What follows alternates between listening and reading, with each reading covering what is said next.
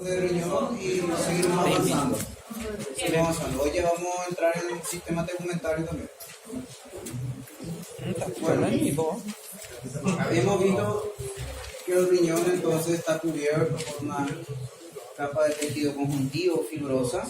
En el interior entonces se divide en dos porciones, una porción interna y una porción externa. La porción externa sería la corteza, la porción interna la médula, y en la médula encontramos estas estructuras piramidales que se llaman justamente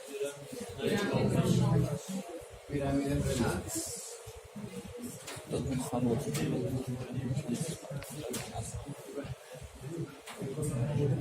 Las pirámides renales. Se observan justamente en esas pirámides renales los túbulos colectores que van llegando desde la corteza, formando lo que serían justamente las radiaciones, los rayos medulares. Porque al corte se ve justamente como unas irradiaciones que se van observando, los rayos medulares, que va llegando entonces desde la corteza hasta la médula y alcanza las papilas renales. Las papilas renales donde desembocan justamente esos túbulos colectores y luego es recogido por las vías urinarias.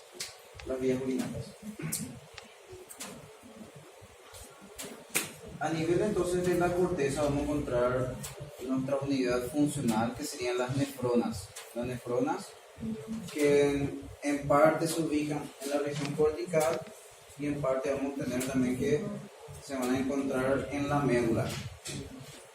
En la médula, entre estas pirámides renales, encontramos también tejido cortical. Las columnas renales de Bertin, que vienen a ser tejido cortical, pero que se ubica a nivel de la médula. Columnas renales de Bertin.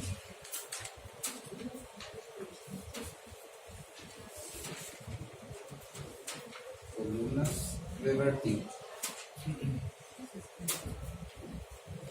¿Cómo estaba formado entonces nuestra nefrona? La nefrona consta entonces del corpúsculo renal y un sistema de túbulos. Corpúsculo renal y un sistema de túbulos. De esa forma vamos a encontrar entonces que va a iniciar nuestro glomérulo.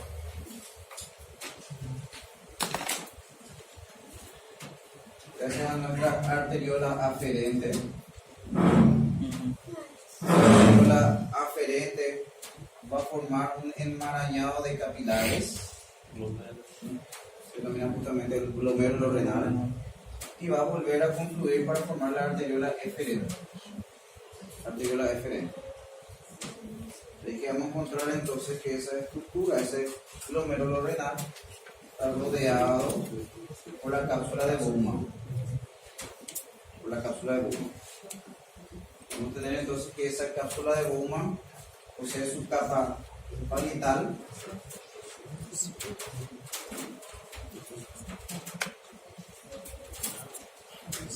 y va a tener su capa visceral.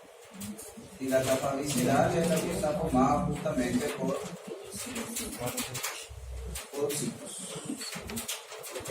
La capa visceral. Bien.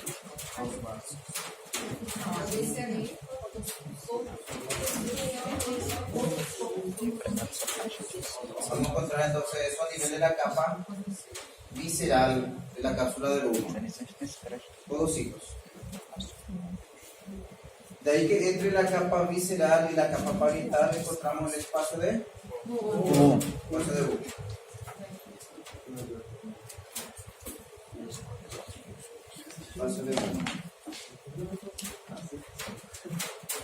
A este nivel ocurre entonces un ultrafiltrado. El ultrafiltrado entonces nuestra orina primaria viene a pasar desde el glomérulo, entonces, hacia el espacio de Bowman, hacia una zona donde empieza nuestro sistema de túbulo, que sería nuestro polo urinario, que inicia entonces con nuestro túbulo contorneado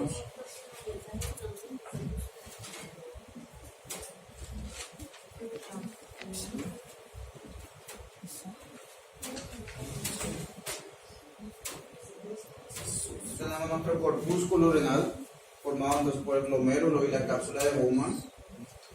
Y nuestro sistema de conductos que va a iniciar con el túbulo contorneado proximal, que poseía múltiples microvellosidades que ayudaban justamente a la reabsorción a ese nivel. Hay que gran parte del producto que es filtrado y pasa a la cápsula del espacio de Bowman es reabsorbido a nivel de los túbulos proximales.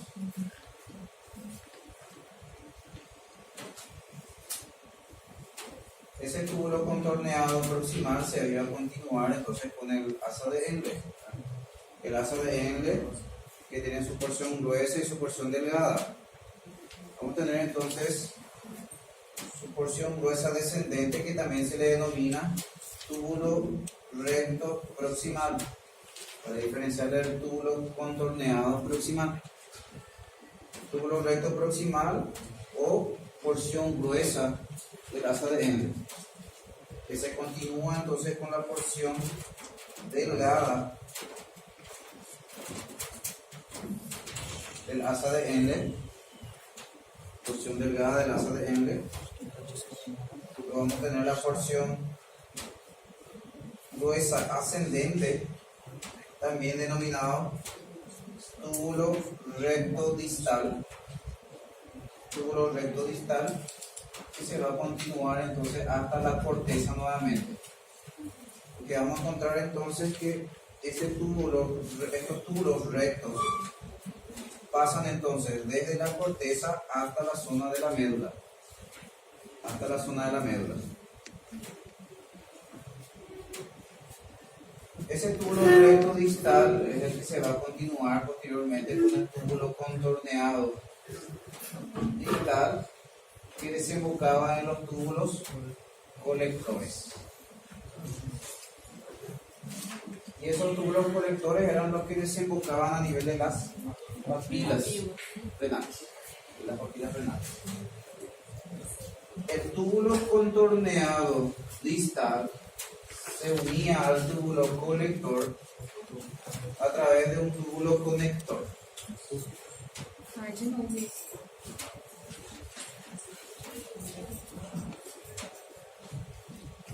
Entonces era un túbulo conector, sería una zona de transición entonces. De ahí que vamos a encontrar de esta forma nuestra nefrona. Nuestra nefrona entonces está formada por el opúsculo y un sistema de túbulos. Sería el túbulo contorneado proximal, el distal y el asa de Henle. El asa de Henle que se dividía otra vez en porción gruesa descendente, también denominado túbulo recto proximal, porción delgada descendente, porción delgada ascendente, y lo que sería porción gruesa ascendente, también denominado túbulo recto distal, que se continúa con el túbulo contorneado distal, que desemboca en el túbulo colector a través del túbulo conector. Podemos hablar justamente de las funciones de cada uno. El glomérulo renal que estuvimos comentando.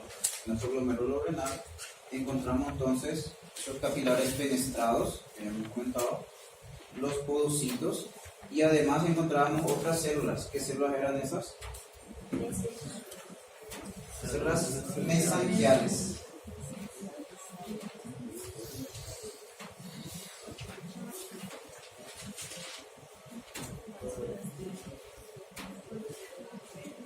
Esas células mesangiales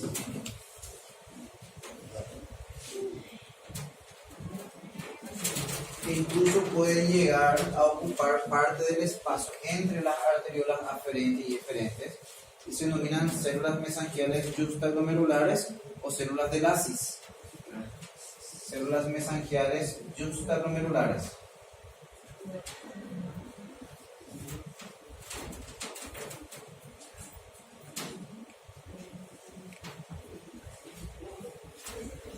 Juxtaglomerulares o células de Lassis. Serían esas células que se ubican entre la arteriola aferente y eferente.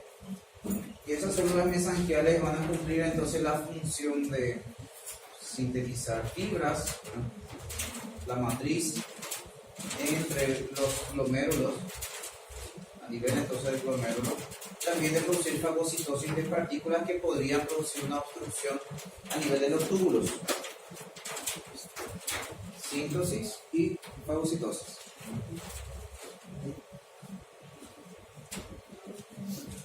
Aparte de eso, entonces vamos a encontrar a este nivel una barrera que hemos denominado entonces una barrera de filtración. Vamos a comentar justamente enseguida. De ahí entonces que este corpúsculo renal más el sistema de túbulos que encontramos formaba parte entonces de nuestra nefrona. La nefrona desemboca en el túbulo colector y son varias las nefronas que van desembocando en el túbulo colector. De ahí que tenemos que diferenciar justamente la organización del parénquima renal en lóbulos y lobulillos. ¿Cuál era el lóbulo renal? Estaba formado por la pirámide y el tejido cortical que le rodea. La pirámide y el tejido cortical que le rodea. De ahí que tenemos alrededor de 8 a 12 como promedio, pero que podría alcanzar incluso mayores cantidades, ¿verdad?, de acuerdo a la proliferación del órgano y la actividad.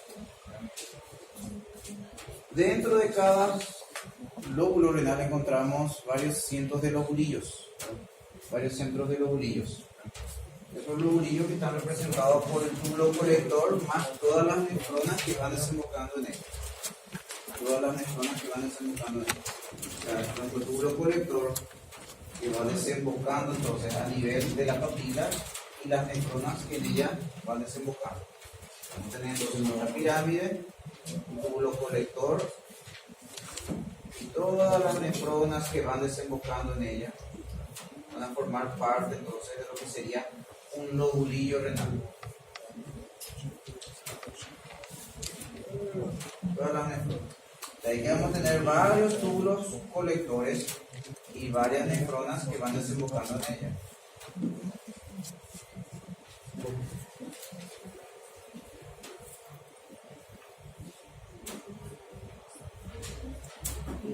Aí está representando justamente.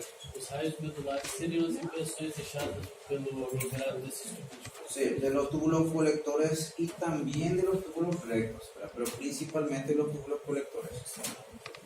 Túbulos colectores y también los túbulos rectos. Formarían justamente esos rayos medulares que se tienen desde la corteza, ¿verdad?, y que alcanzan justamente las papilas. Que alcanzan las papilas. Así que vamos a estar encontrando un lobulillo renal, otro lobulillo renal, sería el túbulo colector y las nefronas que en él van drenando. Todas las nefronas que van drenando en ese túbulo colector formarían un lobulillo. Y en cada lóbulo vamos a tener cientos de lobulillos renales. Sí, varios cientos, en realidad alrededor de 500 aproximadamente.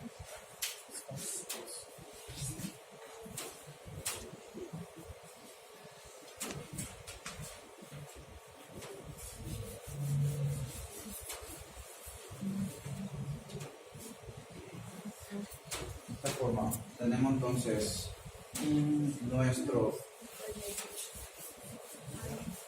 túbulo, las nefronas que van desembocando en él, y esto va a representar entonces un lobulillo con todas las nefronas que en ellos van desembocando. Todas las nefronas que en ellos van desembocando. De aquí diferenciamos entonces nuestro corpúsculo renal con la estructura glomerular. Aquí encontramos entonces las células que ya comentamos, ¿verdad? Serían justamente las células endoteliales de los capilares fenestrados, ¿verdad?, los podocitos y también justamente las células mesangiales. El espacio de Bowman, este espacio de Bowman que va a ocupar entonces entre la capa visceral y la capa parietal entonces de la cápsula de Bowman, donde va a filtrarse esa orina primaria. Uno puede apreciar justamente que a nivel de la corteza es donde encontramos los corpúsculos, y estos corpúsculos no se observan a nivel de la médula, a nivel de la pirámide renal. En la pirámide renal no vamos a observar justamente esos corpúsculos, ¿verdad? podemos encontrar a nivel de las columnas de Bertin, pero no en lo que serían las pirámides renales. De ahí que encontramos un laberinto de túbulos que corresponden también a los túbulos contorneados proximales y distales. Laberinto cortical entonces de conductos, ¿no? Principalmente los túbulos contorneados proximales y distales.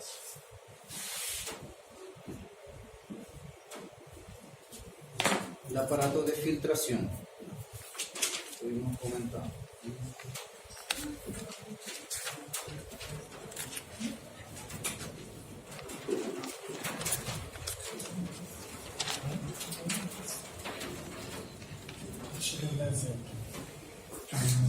Glória a Deus. Dijimos entonces que el aparato de filtración estaba dado por varias estructuras: las células endoteliales, su lámina basal y también los podocitos. Los podocitos, que eran células especializadas que poseían varias prolongaciones. Dijimos que eran células que tenían prolongaciones primarias y prolongaciones secundarias, que eran los pedicelios. Prolongaciones primarias y prolongaciones secundarias. Y esas prolongaciones secundarias, que se denominaban pedicelos, se entrecruzaban justamente con prolongaciones de otros podocitos. Podocitos que también tenían prolongaciones, sus pedicelos se entrecruzaban, formando entre esos pedicelos lo que se denomina entonces como hendidura de filtración. Surco o hendidura de filtración entre esos pedicelos que se van entonces entrecruzando de esta forma.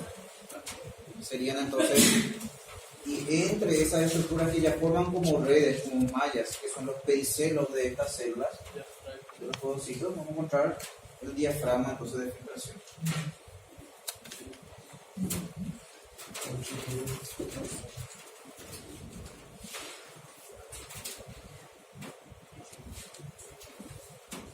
Diafragma de filtración entonces que está formado por una proteína principalmente que es la nefrina.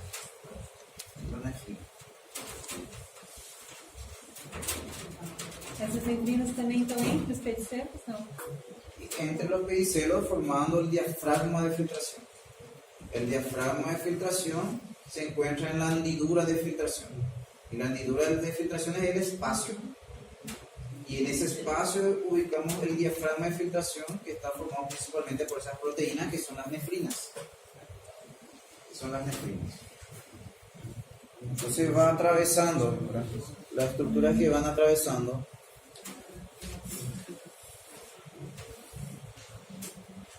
la imagen que ya estuvimos viendo sería el endotelio con sus poros, con sus fenestraciones, la lámina basal,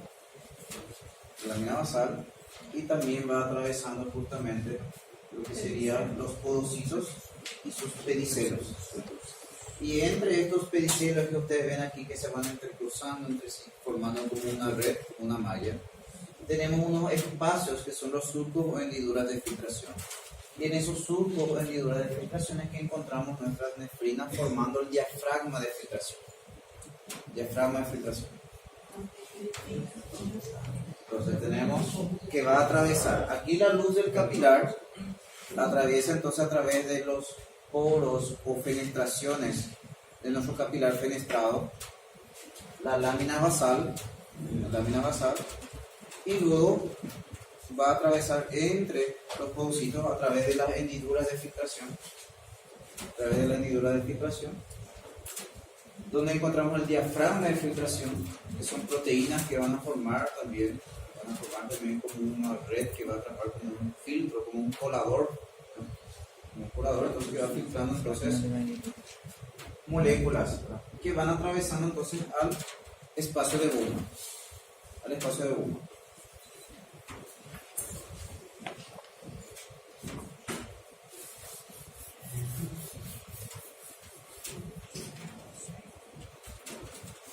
Así habíamos visto justamente a la micrografía electrónica de barrido, donde se observaban justamente las prolongaciones de los podocitos y esta es la barrera que va atravesando, nuestra barrera de filtración, donde va a atravesar entonces nuestro poro, entonces, que sería la fenestración de nuestro capilar y la luz del capilar, ¿sí?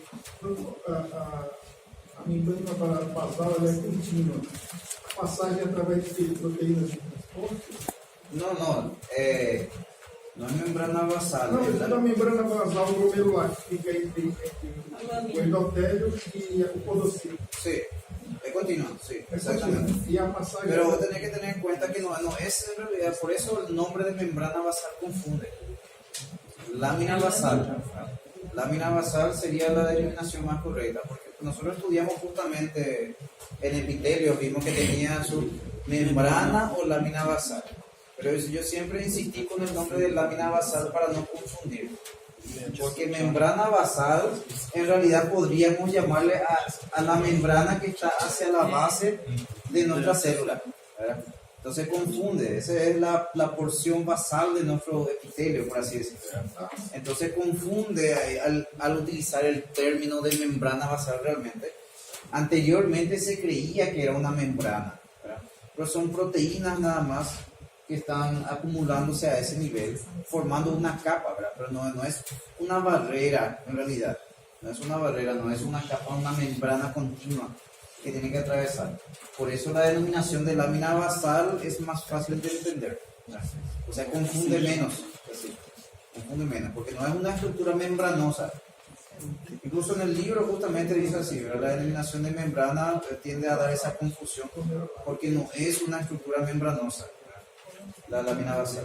Até porque Esse é você o falou que problema de neutral. proteína ocasionado pelo fato do resto que não se passa na filtração e ali se deposita? Não, né? Eu lembro que La você lámina falou. basal encontramos en todos los epitelios. La lámina basal encontramos en todos Não, los mas nesse epitelios. caso específico. Y aquí vamos a tener las mismas proteínas que encontramos justamente Não foi en isso la que você falou lámina de basal. passar água e eletrólitos, não pra aula. E dá pra passar água e eletrólitos. ¿Sí? ¿Qué proteínas teníamos en la lámina basal? Encontramos justamente el colágeno de tipo 4, los proteoglicanos, la minina, estatina, hidrógenos, ¿verdad? Son proteínas que encontramos en la lámina basal, ¿verdad? Esas proteínas que tenían cargas negativas que formaba justamente, que era una estructura muy importante para nuestro ultrafiltrado, porque esas cargas negativas evitaban que las proteínas que encontrábamos en la luz del capilar atraviesen también, ya que esas proteínas también poseían cargas negativas, entonces producían una repulsión. Justamente de ahí la importancia de la lámina basal. De ahí que muchas patologías en realidad, al afectar la lámina basal, ¿verdad? En realidad es lo que produce una alteración en el filtrado, afectando justamente las proteínas de la lámina basal.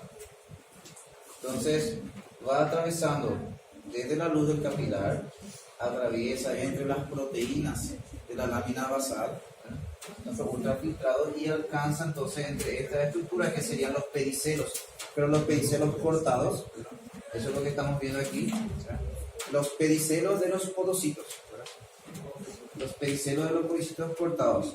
Este espacio corresponde a la hendidura de filtración, entonces donde encontramos el diafragma de filtración, el diafragma, el espacio de la hendidura. Aquí vamos a encontrar el diafragma formado principalmente por nefrinas, a través del cual entonces va a ir atravesando, y al atravesar alcanza justamente el espacio de Bowman, atravesando entonces esas hendiduras serían los espacios entre los pedicelos de los podocitos,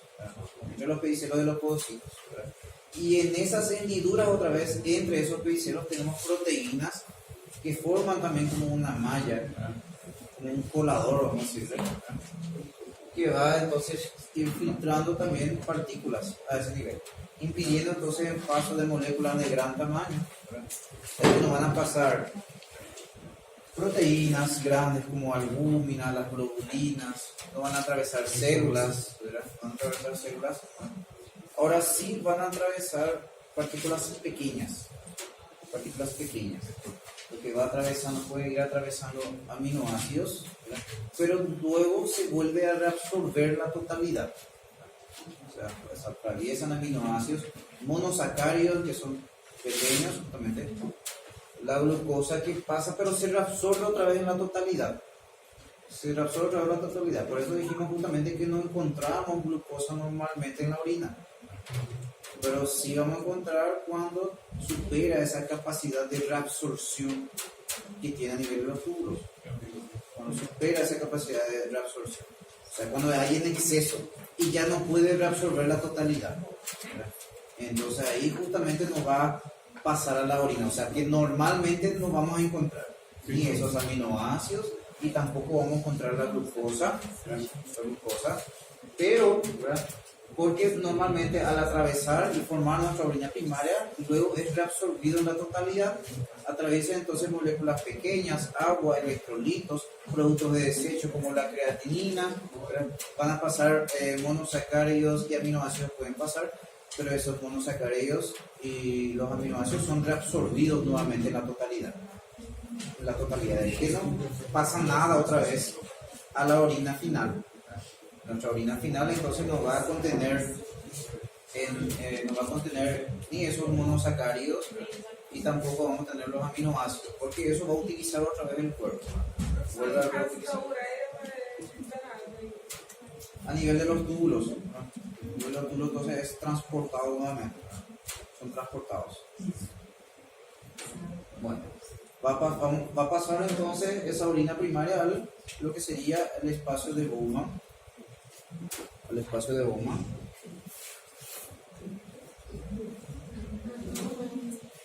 Y del espacio de Bowman otra vez a lo que sería nuestro túbulo contorneado proximal. Túbulo contorneado proximal. Justamente dijimos que era fácil de identificar por la luz que posee, que parece que está ocupada por un material eosinófilo. Le decimos entre comillas una luz sucia, entre comillas, ¿verdad? Porque serían las microvellosidades abundantes a ese nivel y su glucocáliz, lo que están ocupando a ese nivel. Y aquí justo se ve el polo urinario donde inicia, ¿verdad? El túbulo contorneado proximal. Sería prácticamente el único túbulo que podemos decir que corresponde a este glomérulo, porque después es todo un laberinto, ¿verdad? Podemos encontrar túbulos que corresponden a otros glomérulos, entre estos que tenemos aquí. Entonces aquí podemos ver exactamente el polo urinario entonces de este corpúsculo renal, donde vamos a encontrar entonces que se ve que la luz está ocupada por las microvellosidades. Inicia entonces nuestro túbulo contorneado proximal, que se observa justamente la diferencia del túbulo contorneado proximal con su luz ocupada justamente por las microvellosidades. Sin embargo, el túbulo distal se ve con una luz más limpia, porque no posee esas microvellosidades y no tenemos esa alta tasa de reabsorción como ocurre a nivel del túbulo proximal. De ahí entonces que en el túbulo contorneado proximal se reabsorben agua, electrolitos, se vuelve a reabsorber casi en la totalidad otra vez. O sea, alrededor de un 60% es reabsorbido a ese nivel. 60-65%. Los aminoácidos en un 99%, la glucosa en un 99%, y lo que no se reabsorbe es el 1% menos, el túbulo recto proximal termina de reabsorber. De ahí que no pasa justamente ni aminoácidos ni glucosa hacia la orina, a no ser que supere justamente la capacidad de reabsorción. O sea, eso ya tiene que haber grandes cantidades para que pueda pasar la glucosa a nivel de la orina. Bueno, dijimos entonces que la mayor parte de la reabsorción ocurría a nivel de los túbulos proximales, túbulo contorneado proximal. Por ello, la necesidad de esas microvellosidades. Las microvellosidades entonces para aumentar la superficie de absorción. Sí. Nessa imagem, o de cima é o tubo contorneado e o reto. ¿Cuál? Nessa En esta imagen no vemos túbulo recto. Não? Y tenemos que ver más o menos cerca del límite con la médula, ¿verdad? Para encontrar los túbulos rectos. Es que todo esto sería parte del laberinto cortical de túbulos. Y encontramos entonces principalmente los túbulos contorneados proximales y distales. Después ahí cercano justamente a la médula encontramos que inician nuestros túbulos rectos. Los túbulos rectos que también no tienen muchas diferencias con los túbulos contorneados, solamente por su disposición prácticamente. de que es difícil de diferenciar con la microscopía realmente. Pero tenemos que observar más hacia la médula. Entonces, en esta porción descendente que estamos observando aquí, esta porción descendente sería, se va a encontrar el túbulo contorneado proximal. Dijimos que se reabsorbía la mayor parte otra vez de nuestra orina primaria. El túbulo recto proximal, donde se sigue reabsorbiendo justamente, pero disminuye la cantidad de microvellosidades a ese nivel. Vamos a tener la porción delgada de la asa de Endler, la porción descendente. Vamos a tener justamente, aparte de la absorción de electrolitos, también la absorción de agua. De ahí que vamos a encontrar entonces grandes cantidades de unas proteínas que son acuaporinas. Esas acuaporinas, como su nombre dice, pequeños poros, proteínas que permiten la movilización de agua. Ahora, esa movilización de agua se produce justamente por un arrastre de los propios electrolitos, porque vamos a movilizar a través de bombas, de sodio potasio, justamente vamos movilizando el sodio y se va reabsorbiendo. Y al movilizar entonces los solutos hacia el intersticio, vamos a tener que el agua va a querer seguir esa zona de mayor concentración de solutos y va arrastrando el agua entonces a través de esas acuaporinas. Va arrastrando el agua consigo. De ahí que esa movilización de electrolitos moviliza también entonces el agua que va atravesando esas acuaporinas. Ahora, en la porción ascendente del asa de Henle, en la porción gruesa ascendente o túbulo recto distal, no encontramos en esa zona justamente las acuaporinas. No encontramos esas acuaporinas, pero sí sigue habiendo esa reabsorción de electrolitos. Pero justamente por no poseer esas acuaporinas, tenemos que esa zona es impermeable al agua. Impermeable al agua. De ahí que no ocurre transporte de agua a este nivel, tanto en la porción delgada ascendente como en el túbulo recto distal, y en el túbulo contorneado, en la última porción comienza otra vez a ocurrir reabsorción. Por eso justamente en el túbulo contorneado distal vemos con una luz clara, porque no posee microvellosidades, de que no se produce reabsorción a ese nivel como ocurre a nivel del túbulo contorneado proximal.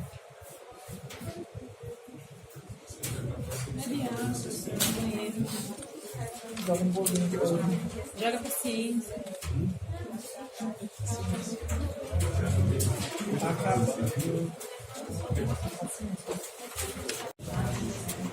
Tô com o braço na frente. Aquí vemos entonces túbulo contorneado proximal, vemos la luz justamente ocupada por las microvellosidades.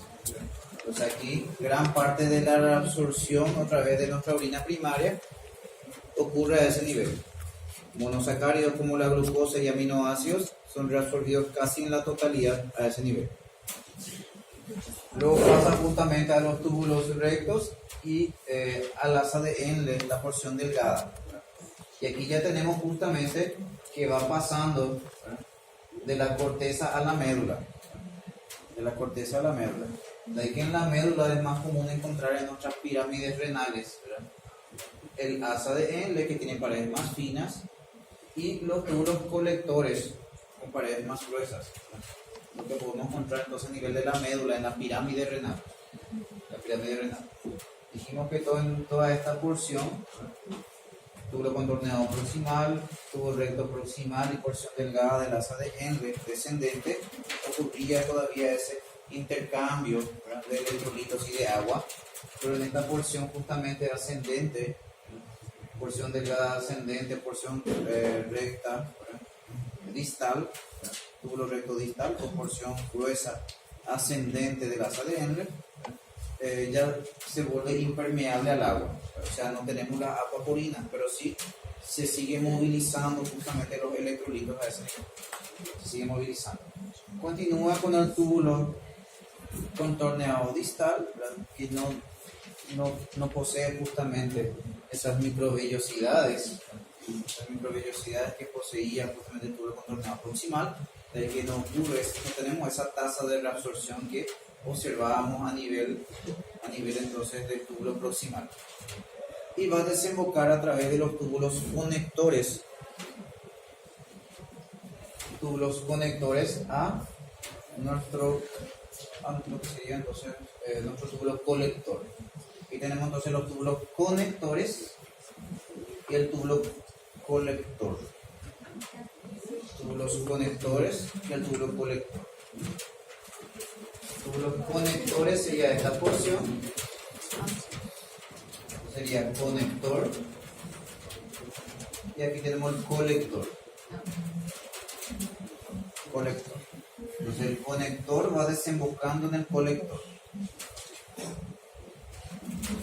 Ahora en el túbulo colector, nuevamente vamos a tener reabsorción de agua y electrolitos. Nuevamente vamos a tener reabsorción de agua y electrolitos.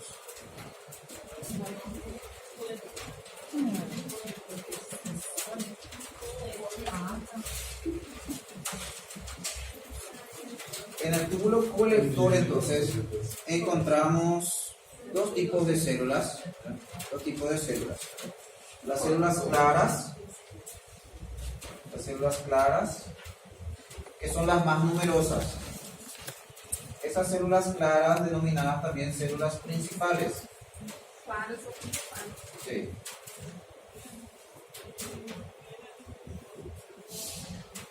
Claras o principales. Esas células claras o principales son los que poseen los receptores para la aldosterona.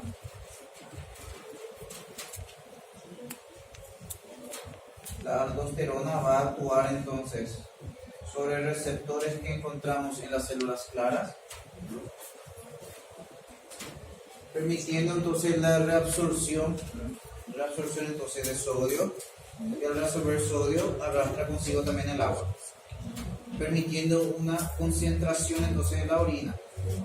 O sea, sigue reabsorbiendo entonces líquidos a ese nivel por efecto entonces de la aldosterona.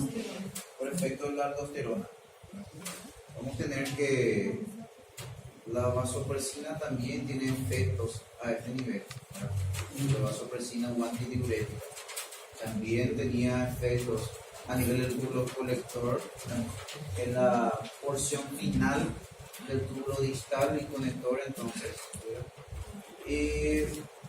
No muy claro, pero en menor medida en la porción descendente del asa de Engel para la reabsorción de los líquidos en cuanto a la vasopresina. Pero lo que está más claro es su acción sobre el túbulo colector principalmente, también mediando la reabsorción justamente de electrolitos y de agua, sodio de agua. La aldosterona también va a actuar sobre las células claras, permitiendo la reabsorción de electrolitos y de agua, permitiendo que se concentre la orina. Y eso es muy útil en situaciones donde uno va teniendo una ingesta deficiente de líquidos, o cuando está perdiendo líquidos, ya sea por una actividad física intensa, el calor mismo, la sudoración. Entonces uno va perdiendo líquidos y necesita reabsorber. De ahí que la orina sale más concentrada, porque se va reabsorbiendo por las necesidades. Se va reabsorbiendo. Entonces sale una orina concentrada. Que cuando uno está realizando una actividad física y tiene muy escaso aporte, orina menos, y tiene una orina concentrada. Así también, ¿verdad? Eso entonces en caso de necesidad, también en caso de pérdidas sanguíneas, para que no disminuya la bulimia, aumenta la reabsorción. Doutor, a gente era exatamente essa. Quando tem infecção urinária, sai sangue. Esse sangue é produzido onde? Bueno, el sangrado puede provenir de diferentes niveles dependiendo de dónde se produzca la lesión. Porque puede ser, por ejemplo, lesión a nivel tubular, de ahí que el sangrado, los eritrocitos pueden provenir de ese nivel. O puede ser alteración de nuestras estructuras del ultrafiltrado. Entonces directamente la sangre va pasando entonces a la orina. Entonces eso puede provenir de diferentes niveles. O una lesión a nivel de las vías urinarias. Entonces las vías urinarias mismas, la lesión de las paredes, ¿verdad? Puede producir también, puede dar lugar a la presencia de eritrocitos. ¿Verdad? Entonces va a depender justamente del área de la lesión. El área entonces donde está ocurriendo la lesión por sangrado. Pero puede ser a diferentes niveles entonces. A diferentes niveles.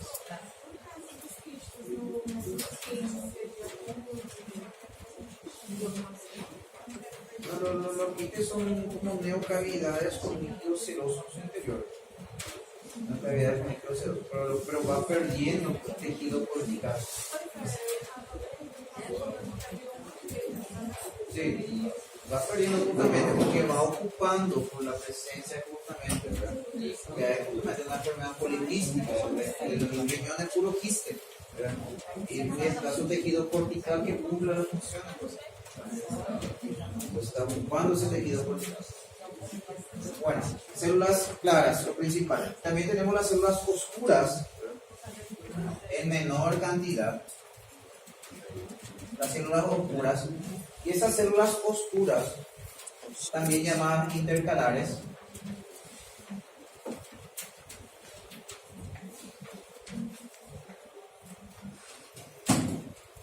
permiten mantener un equilibrio ácido-base. Un equilibrio ácido-base. Tratando entonces de mantener el pH fisiológico corporal normal, que es de 7,35 a 7,45. De ahí que cuando el pH se está volviendo más ácido, comienza a eliminar protones. Se va eliminando hidrógeno. Elimina entonces hidrógeno cuando se está volviendo el medio ácido.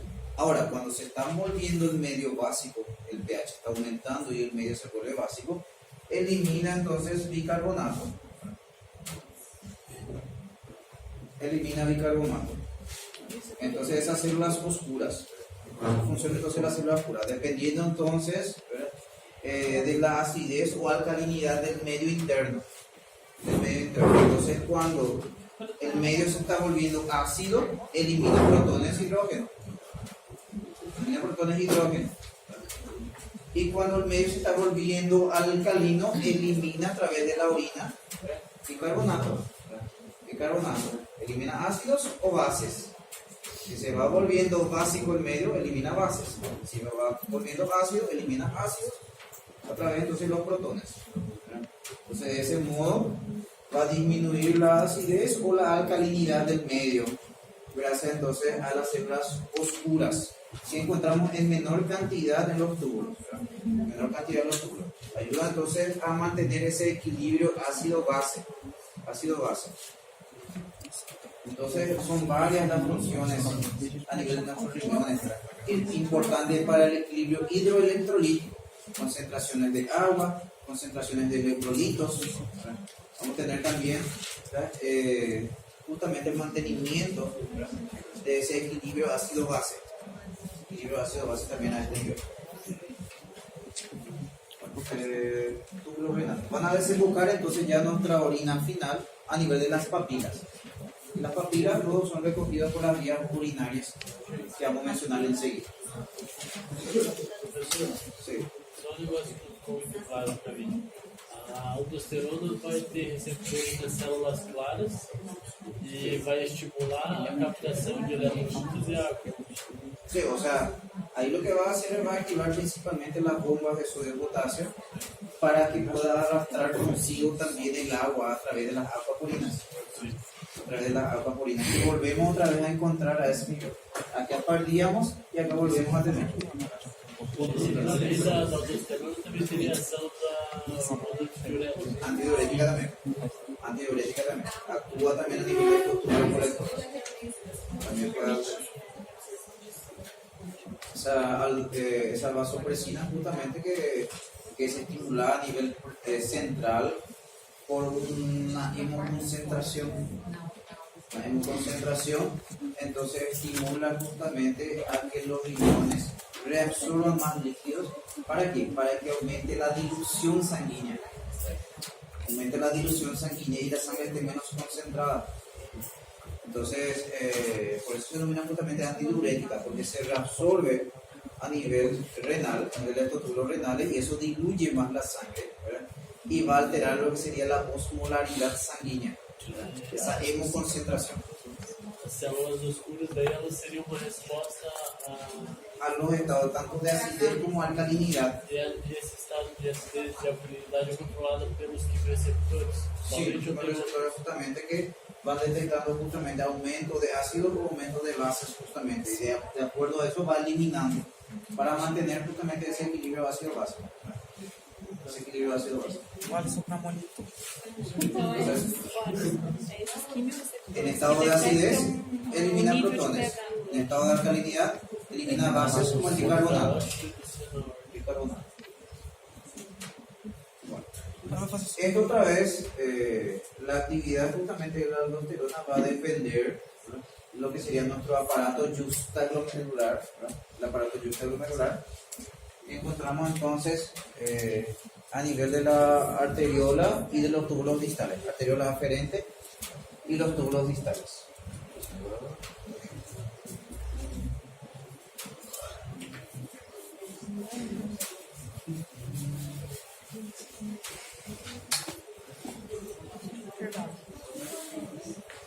Ya un ratito, ya te doy. Eu creio. Sí, enseguida. Não sei como que é, professor.